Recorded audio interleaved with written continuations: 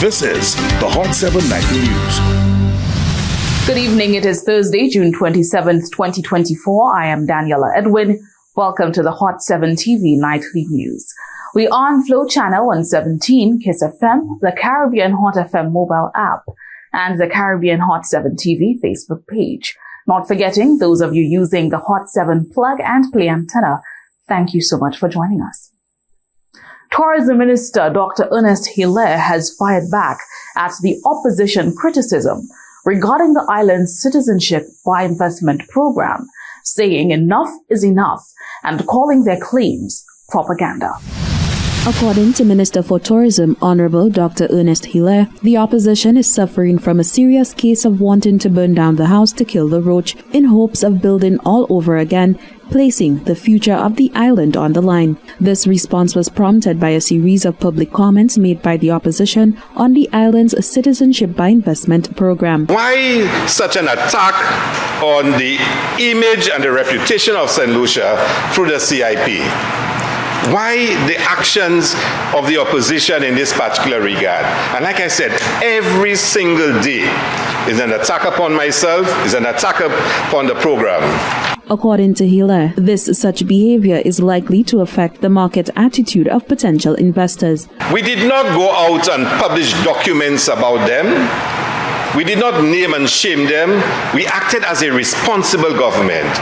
We sat down in meetings and we sought to correct what we thought was wrong.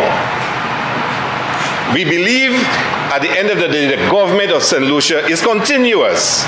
Doesn't matter which party is in power. We want always investors from anywhere in the world to have confidence when they come to invest in Saint Lucia. Not to believe that if a government changes, documents will be made public and persons will chastise companies and reveal information about their dealings, their commercial agreements, to their embarrassment.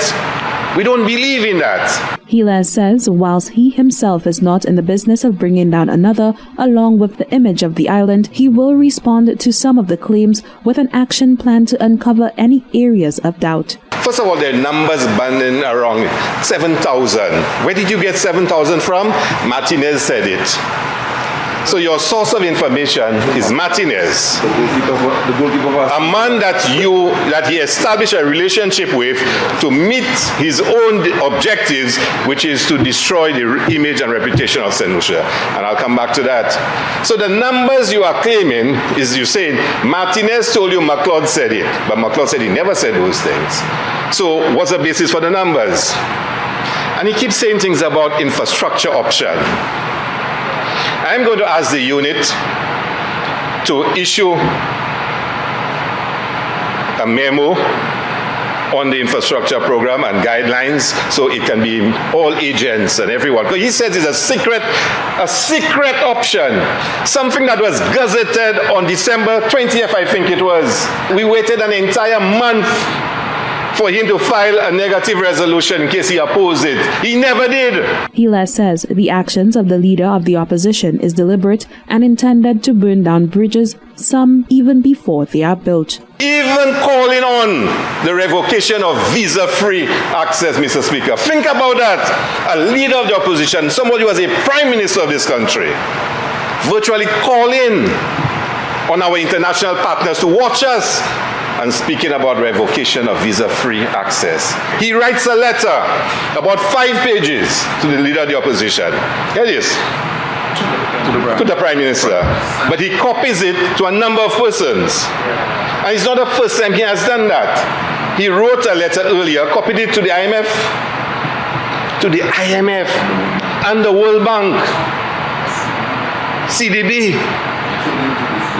He copied it to all embassies. Coupled with this, the government had been accused of not submitting the CIP reports to the House of Assembly, but according to the Prime Minister, the law outlines the submission timeline, adding that the external auditors working on the report had asked for an extension. Mr. Speaker, the financial year end for the CIP unit, Mr. Speaker, is in March. I mean, Mr. Speaker, I want to tell you, Saint Lucia is one of the only countries that does that, that has financial statements that represent in the Parliament about the CIP unit. we do that. March is the year, Mr. Speaker. And the law says that these reports must be tabled in the House by September. By October, I'm being told, after March. It must be tabled in the House by October, Mr. Speaker, by October. So the 2024 report is not yet, by law, is not yet, the time hasn't come yet for it to be presented in this honorable House. Additionally, the Prime Minister says the government is implementing checks and balances by an expressed invitation for tenders to firms to review the CIP's process and procedures in its entirety, and once the contract has been awarded, the name of the firm will be published. Reporting for the Hot 7 TV News, I am Jasmine Duncan. To accommodate the vendors who would normally set up shop on the city sidewalks, a total of 22 booths were constructed in the Bido Park parking lot. Our media team visited the booths and prepared this report to establish the impact on the sales being made by those vendors. On Friday, May 31st, 2024, an opening ceremony was held for the new vending booths near Bido Park in Castries. Informal vendors who previously occupied the area from Parliament to Jeremy Street vacated the area as it was deemed a no vending zone. Many of these vendors were able to secure spots at the new vending facility. Nearly a month later, we decided to check in with some of these vendors to see how business has been since their relocation.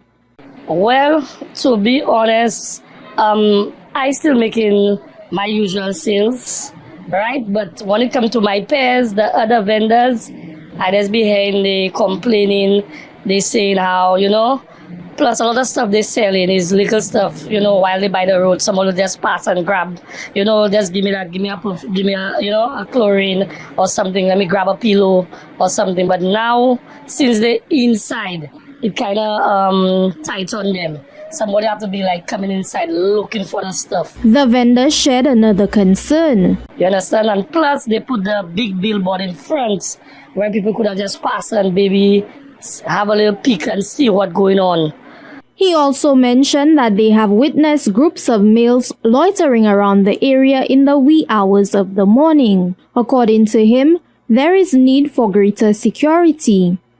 I could see nighttime, it's a kind of way too dark. They need some more lights and maybe a security or maybe cameras. They can work on it a little better because people invest their money, all their money, and they have to pay their rent every month. And then I just find it could be a little more secure.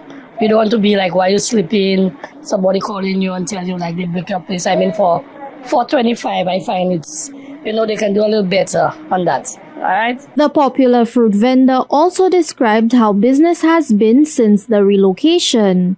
Slow. Yeah, 0 degrees. Zero slow. 0 degrees. From $1,000 is $100. very slow though. Really, very slow. He noted that although the booths are decent, his product was better received at his previous location. No, it's nice, but fruits were supposed to be on the road and selling on the road. He also revealed why he has resorted to using a table outside of his vending booth. There's no window at the back. Two double doors there. They have here it's hot. The rain falling right inside. Another vendor shared some of his observations. We need some shelter. The pump is taking sun, the glue just melt off it. Now, them pineapples and the melon, it cannot stay down because it is spoiling. So it have to go. Now, we had a consent from money at the back there, and that money stopped. So therefore, you enslaved me inside of there. I needed 2 double doors and them 2 houses there, and first to the business, you understand? And then in the ventilation at the back, that side there, to circulate the air. And they have no water there. And if you go get a plastic a thing to come and probably but you in the washroom there too. You have to close your business and go and use the washroom. But that's not good.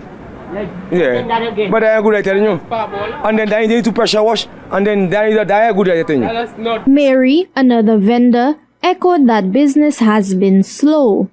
It has not been too bad, but it has not been too good either because sales is really low. Sometimes we stay there for the day and no sales. She also called on government officials to visit the vending booths, see firsthand what they have been experiencing, and intervene immediately. We want the government to come in and even for half a day and see how things going and for him to do something about it because at the end of the month we have to pay them a fee, and if we don't not making the money, we not be able to do that. So we want the government to come in, although he passed a few times already, but he don't know how things is going. Even this man that are selling the fruits, he was doing so well over there, but now sometimes the whole day things stay there and there is no sale. For the Hot 7 TV News, Chrissy Bakey reporting.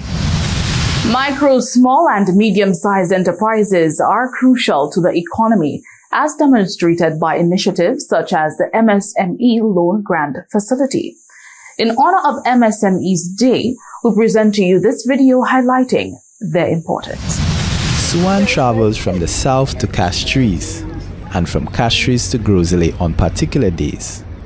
But she will be one of many passengers who will ride for free on June 27th, recognized as International MSME Day, if they are seated on any of the branded Love Saint Lucia campaign buses, which can be picked up on the routes of Grosley, Vieux-Fort, the Mon, and a taxi in Soufrière.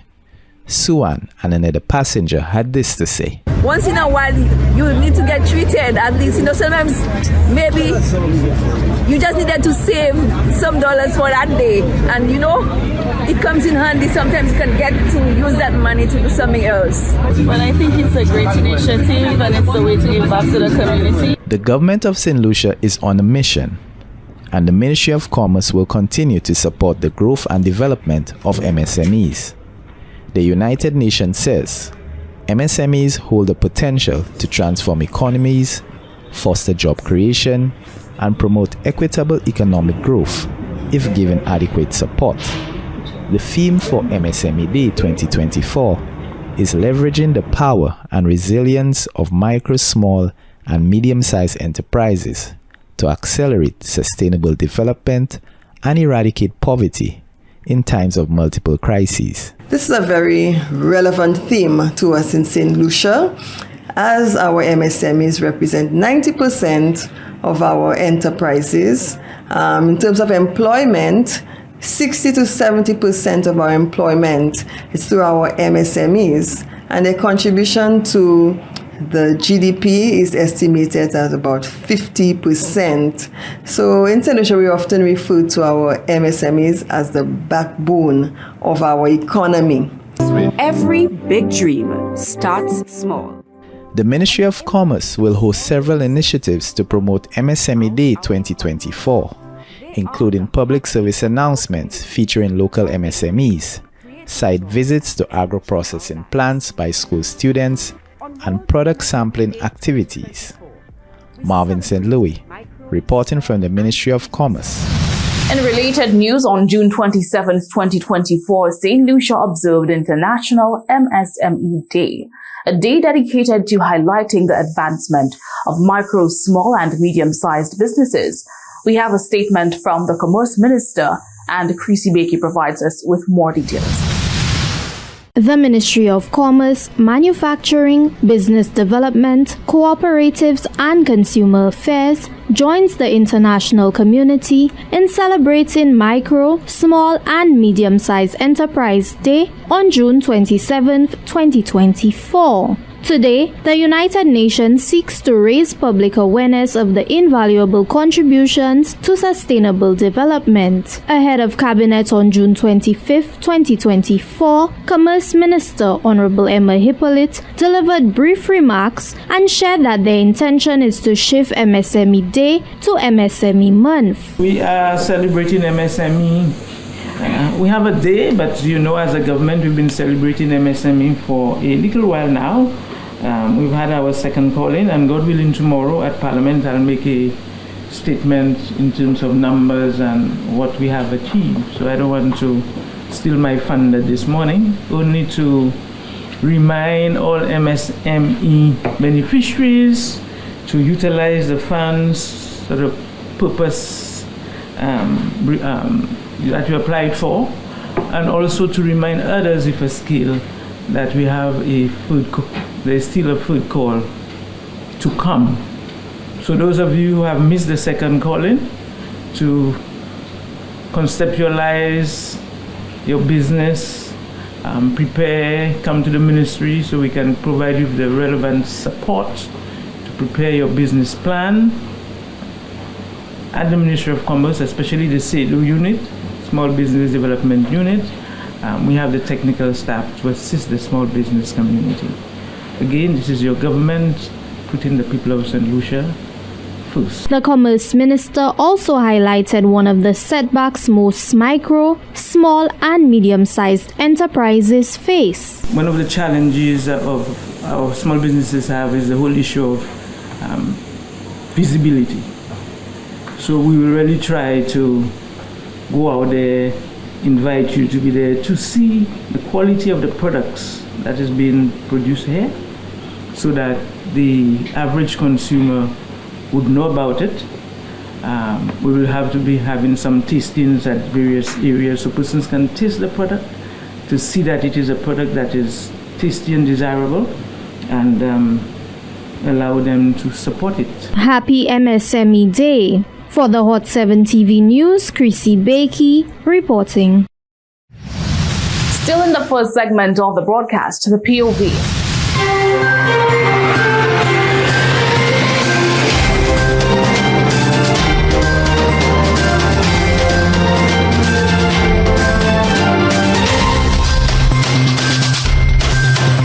My name is Elizabeth Moise, better known as Beverly. Right now I'm standing by my booth in the parking lot. I was a vendor by the printery. Well, it's a new beginning and I'm hoping for the best because I'm not a loser and I'm not a quitter. Things will pick up. In Jesus' name, I'm right there. Today I have meals, I have food today. There is lots of items I have because it's a variety store. I have a variety. I have drinks. My other people by me, we have food, oil. There is lots of things. So people watching me right now, take a walk by the printery because I suspect most of the people, a lot of people don't realize that we have shifted. So today I'm giving an invitation out to one and all. Support us. We have everything here. We have fruits, they have Pampers, name it, whatever you want. Pillows, there's caps, jewelry. It's a little arcade by itself. If you all don't support us, we can't reach, we can't go nowhere. We depending on the customers. Come out there and support us. We have chlorine, name it. Everything, all-purpose center. That's my name for here. What I want to let our people know is to trust the Lord. What's going on there right now, God has already talked about it. Perilous time shall come. What we have, we just have to be content with what we have and learn to love one another. If we really love and respect one another, things will go right. Let us put our trust in God because He's the only one that can make a difference in this world. Let us stop blaming ministers, prime ministers and other people and trust the Lord. This is what I have to say to Saint Lucia. Let us continue to trust the Lord and things will work out. All the old buildings that deteriorating in town, I would like them to look into it by tearing them down. Find out the owners, the land, if they're vacant or they're not vacant, they're for sale, they're not for sale. Because sometimes fire can start in that they can kill people. A lot of things. Sometimes the building itself can fall on you. So I would like them to look into these things. This day, I'm happy to be here with my supervisor, my colleagues at the Ministry of Health on the Derek Walcott Square. Once again, thank you, happy Public Service Week, people.